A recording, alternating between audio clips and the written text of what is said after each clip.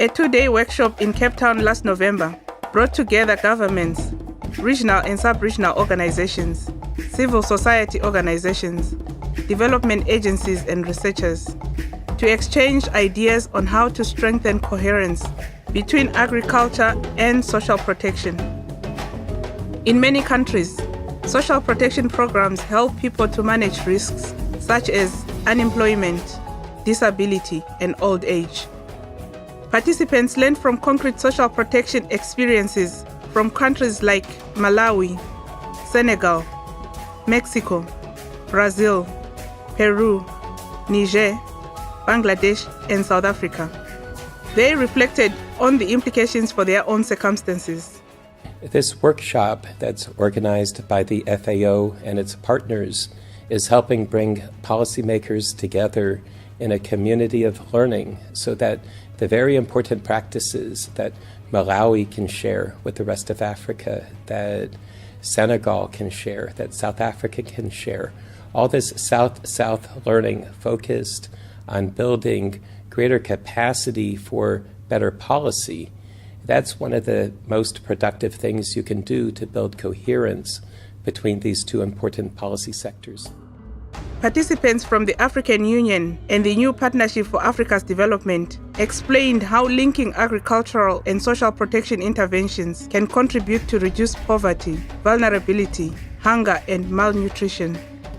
Important regional policy frameworks, such as the 2013 Declaration for Ending Hunger in Africa and the 2014 Malabo Declaration on Accelerated Agricultural Growth and Transformation, make clear statements on the need to strengthen coherence between agriculture and social protection.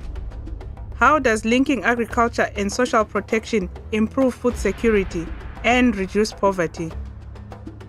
In many countries, especially in Africa, food security is one of the main problems that countries face. And so programs that are linking agriculture and social protection are also achieving food security objectives. A very good example is Ethiopia, where the food security program actually provides a combination of social protection programs like public works or food or cash transfers to people, but also provides assets which help people build livelihoods, especially agricultural livelihoods, in the household asset building program. So that combination of agricultural support and social protection support is actually achieving quite a lot in terms of reducing rural poverty and improving food security. However, there are challenges. The main problem is agriculture and social protection run in different ministries in all the countries. The Minister of Agriculture has his own mandates, has his own practitioners, his stakeholders. Ministries that are responsible for social protection, including gender and children or social welfare, also have their own different mandates. So sometimes the challenge is to bring together these mandates. And also to engender some understanding among the practitioners on the relevance of each of the sectors to each other. What can we do? We can mobilize political commitment. The coordination of agriculture and social protection interventions is not just a technical and operational issue. We can engage different players, including the private sector and civil society, in working together to design and implement agricultural and social protection interventions. We can generate and disseminate evidence on the benefits of combined interventions.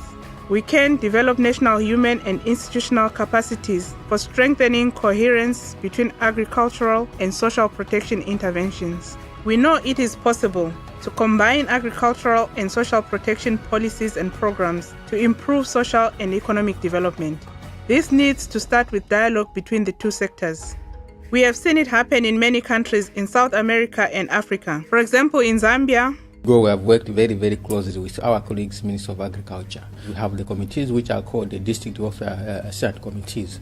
So we ensure that the key stakeholders, Minister of Education, Minister of Health, Minister of Agriculture, they are all part of that committee. And it is a committee that actually is in charge of implementation of developmental programs at the district level. the Cape Town workshop could be a turning point in translating policy commitments into action. Governments now have a great opportunity to take steps to ensure that social protection and agriculture work together to eradicate hunger and poverty. Neither agriculture nor social protection alone can address the challenges faced by the poor farmers. Countries need to fully commit to coherent agricultural and social protection interventions if they want to achieve the ultimate goal: to get and keep people out of poverty and hunger forever.